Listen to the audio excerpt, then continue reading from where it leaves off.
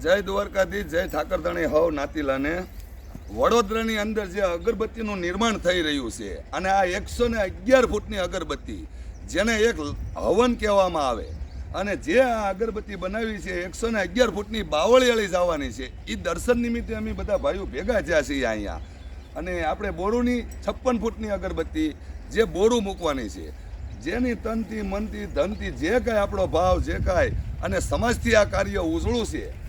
નિમિત્ત કોઈ પણ હોય છે સારા કાર્યમાં, પણ કાર્ય સૌથી ઉજળું હોય છે.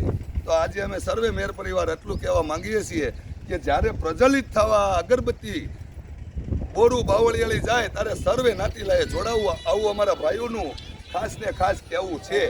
અને આ અગરબત્તી બે નગાલાખાના ઠાકરે આપણે જે નવનિર્માણ થઈ રહ્યું છે ત્યાં પહોંચાડવાની છે. બોલો નગાલાખાના ઠાકરની, બોલો ચામુંડા માત ગઈ, બોલો ચાંદરા પાણી.